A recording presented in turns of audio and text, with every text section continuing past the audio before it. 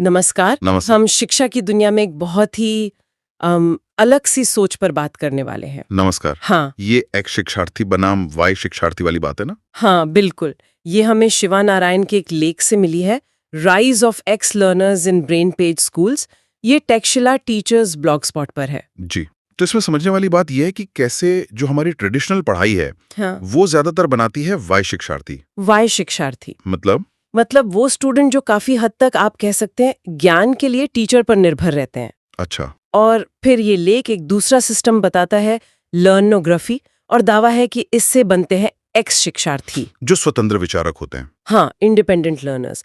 और इसमें कुछ और भी टर्म्स हैं जैसे ब्रेन पेज, क्रॉस और डेल्टा। हाँ, डेल्टा। तो आज का मकसद यही है ना कि ये पारंपरिक सिस्टम और लर्नोग्राफी में फर्क क्या है और ये एक्स वाई लर्नर का फंडा क्या है। बिल्कुल। तो ये सवाल मन में आता है कि क्या सीखना बस टीचर को सुनना ही है या फिर सीखने वाला खुद ड्राइवर सीट पर बैठ सकता है। सही सवाल है और ये लेख इसी दूसरी संभावना की बात करता है। चलिए तो फिर इस लेख को थोड़ा और गहराई से देखते हैं। ये एक्स और वाई सीखने वालों की कहानी है क्या असल में? ठीक है, तो शुरू करते हैं वाई शिक्षार्थी से। लेख कहता है कि हमारी ज्यादातर क्लासरूम जाने अनजाने वाई शिक्षार्थी ही तैयार करती हैं। मतलब कैसे? देखिए, ये वो छात्र हैं जिनका सीखना बाहरी इंस्ट्रक्शन पर टिका है। क्या पढ़ना है, कैसे समझना है, कब टेस्ट होगा, सब कुछ टीचर पर निर्भर। तो एक तरह से सिस्टम हमें निर्भर बना रहा है। हाँ, लेख का तर्क तो यही है। इसके बिल्कुल उलट है एक्स शिक्षार्थी का कॉन्सेप्ट। अच्छा, वो कैसे अलग है? एक्स शिक्षार्थी, जिन्हें ये लेख लर्नोग्राफी सिस्टम से जोड़ता है, वो सेल्फ ड्रिवन है।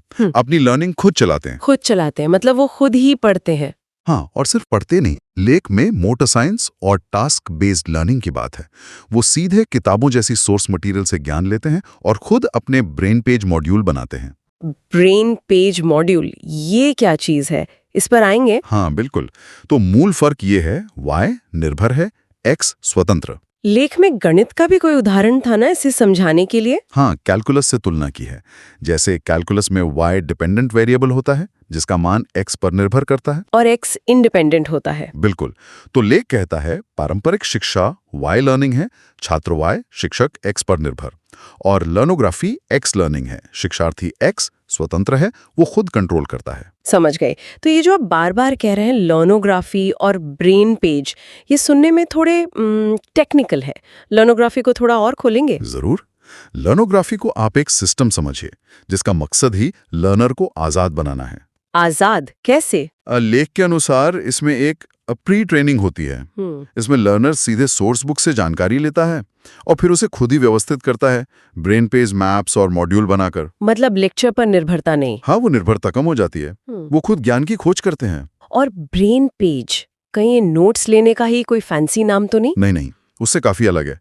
लेख कहता है ये सेल्फ ड्रिवन नॉलेज ट्रांसफर का नतीजा है। Self driven knowledge transfer. अच्छा, ब्रेन पेज एक तरह का मेंटल मैप है या मॉड्यूल कह लीजिए, जिससे लर्नर जानकारी को एक्टिवली प्रोसेस करके, समझकर और अपने दिमाग में उसे स्ट्रक्चर करके बनाता है। अच्छा, तो ये सिर्फ लिखना नहीं हुआ, ये तो दिमाग में नक्शा बनाना हुआ। बिल्कुल। नोट्स तो हो सकता है आप सुनकर या पढ़कर बस लिख लें। ब्रेन पेज बनाना मतलब ज्ञान को पचाना, उसे ऑर्गेनाइज करना। एक एक्टिव दिमागी कसरत है ये।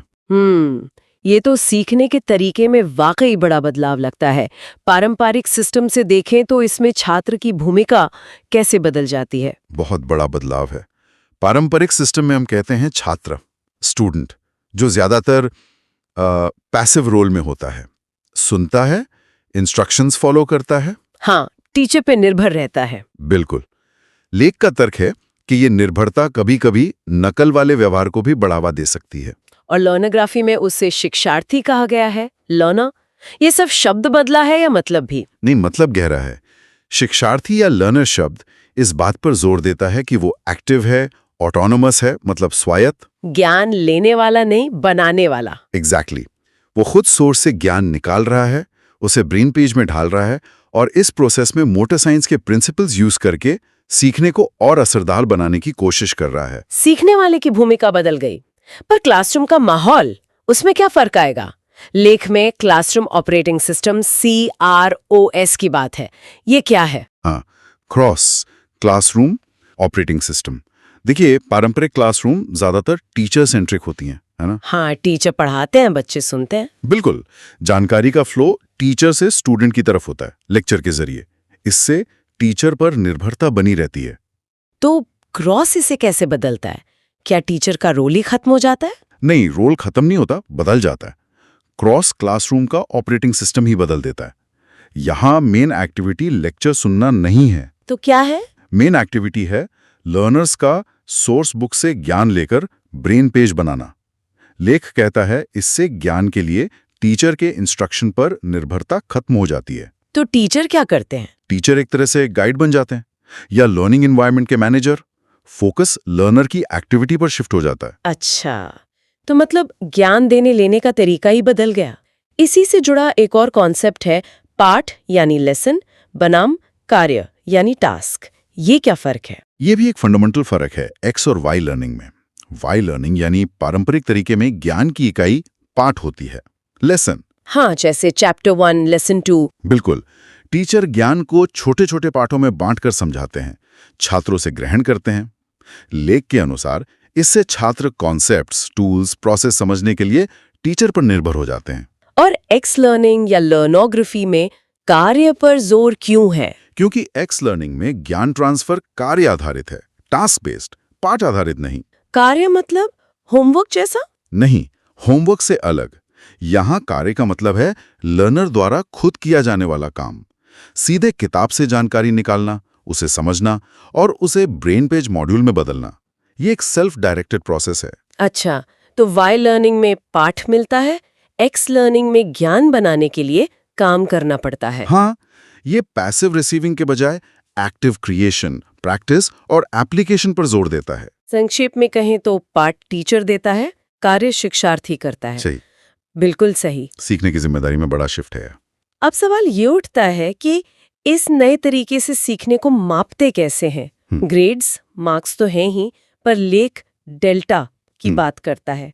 ये डेल्टा क्या बला है? हाँ, डेल्टा। ये कॉन्सेप्ट भी कैलकुलस से ही गया है।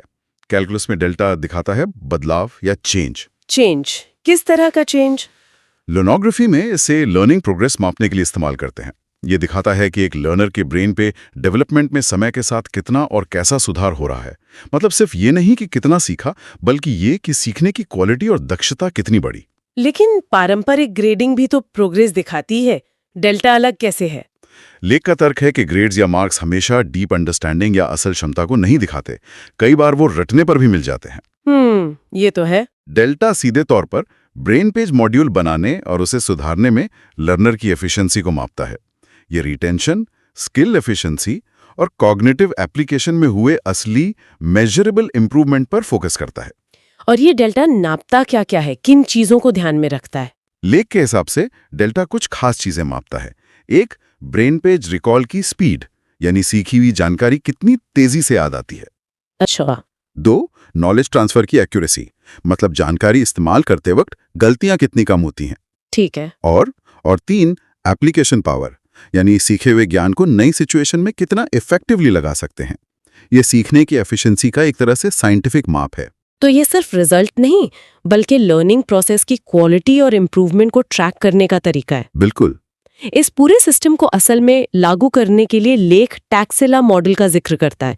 ये क्या मॉडल है? टैक्सिला मॉडल, जैसा लेख बताता है, लर्नोग्राफी को इम्प्लीमेंट करने का एक स्पेसिफिक तरीका है और उसका एक बड़ा दिलचस्प मकसद है पारंपरिक क्लासरूम को खुशी की कक्षाओं यानी हैप्पीनेस क्लासरूम में बदलना। हैप्पीनेस क्लासरूम सुनने में बहुत अच्छा लग रहा है। हाँ, मतलब ऐसी जगह जहां सीखना बोझ ना लगे, तनाव ना हो, बल्कि एक एंजॉयबल ऑटोनॉमस एक्टिविटी हो, सब अपनी रफ्तार से बढ़ें। इस मॉडल में एक्स शिक्षार्थी को पहचाना कैसे जाता है, या कहें कि उनका विकास कैसे होता है? लेख कुछ लक्षण बताता है, जैसे पहला, वो खुद से ब्रेन पेज मॉड्यूल बना पाते हैं। दूसरा, वो ज्ञान को प्रोसेस करने में मोटर साइंस के सिद्धांत यूज करते हैं। और तीसरा, वो बिना टीचर के लगातार डायरेक्शन के खुद से प्रॉब्लम सॉल्विंग कर पाते हैं। इस मॉडल में लर्नर्स को उनके टैक्सिला लेवल से भी देखा जाता है, जो उनकी ब्रेन पेज बनाने की क्षमता, नॉलेज ट्रांसफर स्किल और लीडरशिप क्वालिटी से जुड़ा होता है। अच्छा, लेख में एक दावा और है जो काफी ध्यान खींचता है कि ये लर्नोग्राफी सिस्टम क्लासरूम में होने वाली बदमाशी यानी बुलिंग को भी खत्म कर सकता है। ये कैसे? ये थोड़ा अजीब नहीं लगता? हाँ, ये बुलिंग वाला पॉइंट वाकई चौंकाता है। लेख का विश्लेषण ये है कि जो पारंपरिक वाई लर्निंग सिस्टम्स हैं, जहां टीचर सेंटर में है, हाँ, और छात्र पैसिव लिसनर हैं, हाँ, वहां इमिटेशन बिहेवियर यानी नकल करने वाले व्यवहार को बढ़ावा मिल सकता है। इसमें मिरर न्यूरॉन्स का भी रोल होता है। नकल, तो उससे बुलिंग कैसे? तर्क ये है कि इससे क्लास में एक तरह की सोशल होड़ या डोमिनेंस की भावना पनप सकती है। बच्चे बाहरी व्यवहार की नकल करते हैं, अच्छे भी बुरे भी, और ये चिंता और बुलिंग का कारण बन सकता है। और लर्नोग्राफी इसे कैसे रोकती है लेख के अनुसार? लर्नोग्राफी का पूरा focus self driven knowledge creation पर है। हर लर्नर अपने कार्य में लगा है, अपनी प्रोग्रेस देख रहा है, अपना डेल्टा सुधारने में लगा है। मतलब ध्यान अंदर की तरफ है, बाहर की होड़ पर नहीं। एग्जैक्टली। लेख का दावा है कि जब फोकस बाहरी कंपटीशन से हटकर अंदरूनी सुधार पर चला जाता है, तो नकल और उससे जुड़ी नेगेटिव सोशल चीजें जैसे बुलिंग की गुंजाइश कम हो जाती है या शायद खत्म ही हो जाती है। यानी सीखने का तरीका बदलने से क्लास का माहौल भी बदल सकता है। हाँ, ये उसका एक संभावित साइड इफेक्ट बताया गया है। तो अगर हम इस पूरी चर्चा का सार निकालें, जिसे लेख एक्स लर्निंग क्रांति कह रहा है, तो मुख्य बदलाव क्या है? पारंपरिक तरीके से ये कितना अलग है? हाँ, तो मुख्य बदलावों को ऐसे देख सकते हैं। ज्ञान का सोर्स बदल गया, लेक्चर के बजाय सोर्स बुक्स और ब्रेन पेज। ठीक है। सीखने की इकाई बदल गई, पाठ के बजाय कार्य। क्लासरूम का ऑपरेटिंग सिस्टम बदला, टीचर पर निर्भरता के बजाय CROS बेस्ड ऑटोनॉमी। राइट। और मूल्यांकन का तरीका बदला, सिर्फ ग्रेड नहीं बल्कि डेल्टा से एफिशिएंसी और डेप्थ का माप। और इन सब बदलावों का फाइनल गोल क्या बताया गया है? कैसे लर्नर बनाने की बात हो रही है? लक्ष्य है ऐसे लर्नर तैयार करना जो इंडिपेंडेंट थिंकर हों, जो सिर्फ जानकारी रटे नहीं बल्कि कुशलता से ज्ञान बना सकें और जो खुद से प्रॉब्लम सॉल्व कर सकें। अच्छा। लेख का मानना है कि इससे न सिर्फ अकादमिक नतीजे बेहतर होंगे बल्कि उनमें लाइफ लॉन्ग लर्निंग की स्किल भी आएगी। संक्षेप में, लर्नर अपनी बुद्धि के मालिक बने, सिर्फ इंस्ट्रक्शन फॉलो करने वाले नहीं। वाकई ये शिक्षा को देखने का एक बिल्कुल अलग नजरिया पेश करता है। तो आज हमने शिवा नारायण के लेख के आधार पर एक्स लर्निंग और लर्नोग्राफी की दुनिया में झांका। हाँ, और देखा कि कैसे ये पारंपरिक वाई लर्निंग मॉडल को चुनौती देता है। बिल्कुल, जहां शिक्षार्थी अक्सर शिक्षक पर निर्भर रहते हैं, ब्रेन पेज, कोरोस, टास्क बेस्ड लर्निंग और डेल्टा जैसे कॉन्सेप्ट्स के जरिए ये सिस्टम लर्नर्स को ज्यादा इंडिपेंडेंट, सेल्फ मोटिवेटेड और अपनी लर्निंग के लिए जिम्मेदार बनाने की कोशिश करता है। हाँ, जैसा टैक्सीशिला मॉडल में कोशिश की जा रही है। और खुशी के साथ जोड़ने की भी बात है। जी, पर ये स्रोत एक बहुत अहम सवाल भी छोड़ जाता है मेरे ख्याल से। क्या? वो ये कि अगर सीखना इतना ज्यादा व्यक्तिगत, सेल्फ डायरेक्टेड कार्य बन जाता है जिसे हर लर्नर अपने ब्रेन पेज के जरिए अकेले ही कर रहा है, तो फिर भविष्य में कलेक्टिव लर्निंग यानी साथ मिलकर सीखने या जो पारंपरिक क्लास की एक सोशल संरचना है, उसकी क्या रिलेवेंस रह जाएगी? हाँ, ये सोचने वाली बात है। क्या ज्ञान बनाना पूरी तरह से एक इंडिविजुअल जर्नी बन सकता है? खासकर तब जब हम जानते हैं कि सहयोग, कोलैबोरेशन, एक दूसरे से सीखना, ये भी तो बहुत जरूरी है। बिल्कुल, इस पर विचार करना जरूरी है कि व्यक्तिगत स्वतंत्रता और साथ मिलकर सीखने में बैलेंस कैसे बने। सही। सचमुच ये एक सोचने वाली बात है। तो ये थी एक्स शिक्षार्थियों और लर्नोग्राफी पर हमारी आज की बातचीत। उम्मीद है इससे हमारे श्रोताओं को शिक्षा के इस उभरते हुए दृष्टिकोण पर सोचने के लिए कुछ नया मिला होगा। उम्मीद तो यही है।